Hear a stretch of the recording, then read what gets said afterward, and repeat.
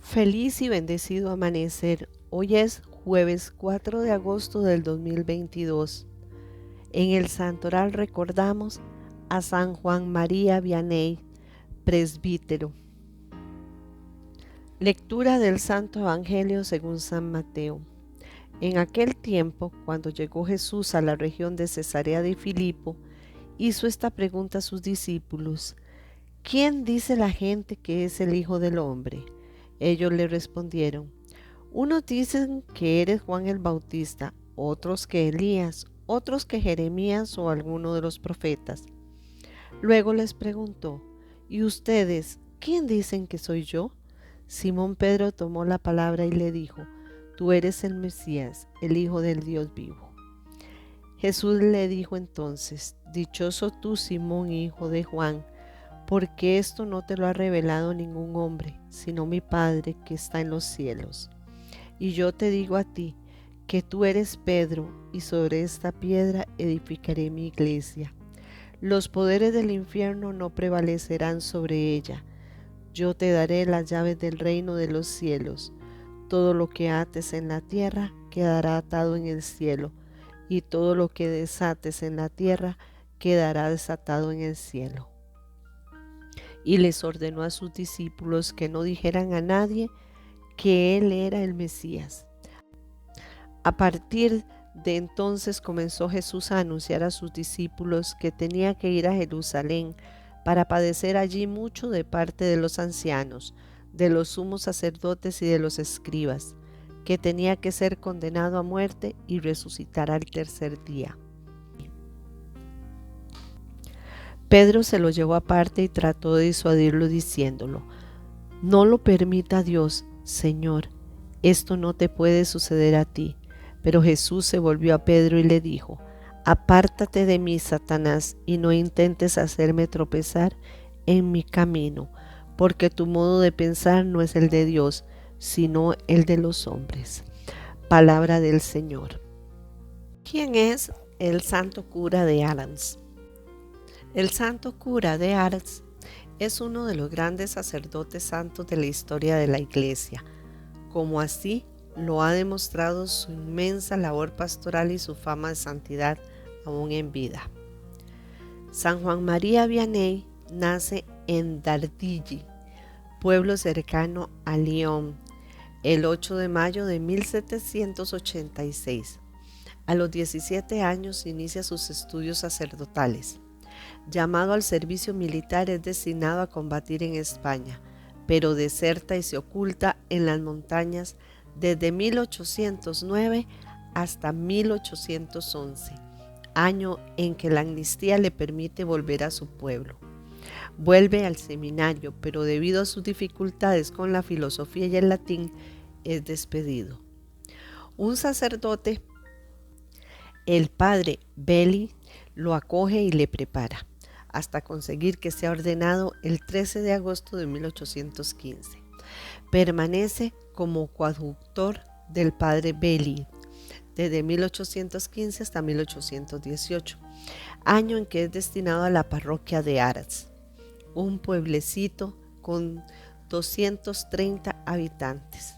Al enviarlo, el vicario general de la diócesis le dijo: no hay mucho amor en esa parroquia, usted procurará introducirlo.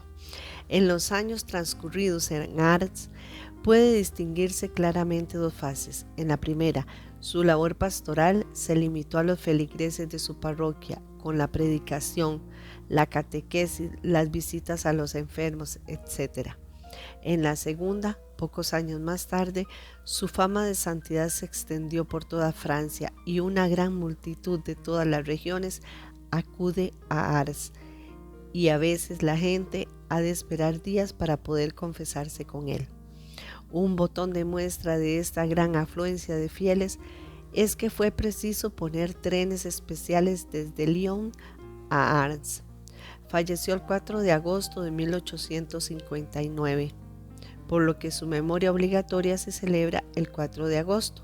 Fue canonizado y proclamado patrón de los párrocos por Pío XI en 1929. San Juan María Vianney logró conversión de los habitantes de Ars y de una gran cantidad de personas, porque era muy santo. En cierta ocasión, a un abogado de Lyon que volvía a Ars le preguntaron qué había visto allí y contestó: he visto a Dios en un hombre, como dijo en una ocasión Benedicto XVI. El santo cura de Ars logró tocar el corazón de la gente, no gracias a sus dotes humanas ni basándose exclusivamente en un esfuerzo de voluntad, por loable que fuera. Conquistó a las almas, incluso a las más refractarias, comunicándoles lo que vivía íntimamente, es decir, su amistad con Cristo. Estaba enamorado de Cristo y el verdadero secreto de su éxito pastoral fue el amor que sentía por el misterio eucarístico, celebrado y vivido, que se transformó en amor por la grey de Cristo, los cristianos y por todas las personas que buscaban a Dios. El santo cura de Ars enseñaba a sus parroquianos sobre todo con el testimonio de su vida santa, con su prolongado estar ante el sagrario en la iglesia, consiguió que los fieles comenzasen a imitarlo, acudiendo con gusto al sagrario para hacer una visita a Jesús sacramentado. De su ejemplo aprendían los fieles a orar. No hay necesidad de hablar mucho para orar bien, les enseñaba. Sabemos que Jesús está allí en el sagrario. Abrámosle nuestro corazón y alegrémonos de su presencia. Esta es la mejor oración. Yo le miro y él me mira, decía a su santo cura, un campesino de Ars que oraba ante el sagrario. La educación de los fieles en la devoción en la Eucaristía era particularmente eficaz cuando lo veían celebrar el santo sacrificio del altar. Los que asistían decían que no se podía encontrar la figura que expresase mejor la adoración. Contemplaba la hostia con amor. Les decía: todas las buenas obras juntas no son comparables al sacrificio de la misa, porque son obras de hombres, mientras la Santa Misa es obra de Dios. Esta identificación personal con el sacrificio de la cruz en la Santa Misa lo llevaba del altar al confesionario. Su dedicación al sacramento de la reconciliación era extenuante. Cuando fue creciendo la multitud de penitentes provenientes de toda Francia, llegó a permanecer hasta 16 horas diarias en el confesionario. Se decía entonces que Ars se había convertido en el hospital de las almas. A un hermano sacerdote le explicaba: le diré cuál es mi receta. Doy a los pecadores una penitencia pequeña y el resto lo hago yo por ellos. El santo cura de Ars vivió heroicamente la virtud de la pobreza.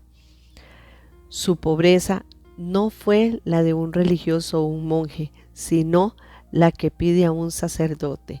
A pesar de manejar mucho dinero, ya que los peregrinos más pudientes se interesaban por sus obras de caridad, era consciente de que todo era para su iglesia, sus pobres, sus huérfanos y sus familias más necesitadas, y explicaba: mi secreto es simple, dar todo y no conservar nada. Cuando se encontraba con las manos vacías, decía contento a los pobres que le pedían: hoy soy pobre como vosotros, soy uno más de vosotros. Así, al final de su vida pudo decir con absoluta serenidad: no tengo nada, ahora el buen Dios me puede llamar cuando quiera. También vivió heroicamente la virtud de la castidad. Se puede decir que era la castidad que conviene a quien debe tocar habitualmente con sus manos la Eucaristía y contemplarla con todo su corazón arrebatado. Con el mismo entusiasmo la distribuye a sus fieles. Decían de él que la castidad brillaba en su mirada, y los fieles se daban cuenta cuando clavaba la mirada en el sagrario con los ojos de un enamorado. Finalmente, hay que destacar en la vida del santo cura de Ars su amor a la Santísima Virgen. Él mismo sentía una devoción vivísima hacia la Inmaculada Concepción. Él, que ya en 1836 había consagrado su parroquia a María, concebida sin pecado, y que con tanta fe y alegría acogió la definición dogmática de 1854. Recordaba siempre a sus fieles que Jesucristo, cuando nos dio todo lo que nos podía dar, quiso hacernos herederos de lo más precioso que tenía, es decir, su Madre Santísima. Amén. ¿Qué les ha parecido este pedacito de la historia de la vida del cura de Adams? ¿Verdad que tenemos mucho que imitarle? El sacerdocio es el amor del corazón de Jesús. Santo cura de Adams.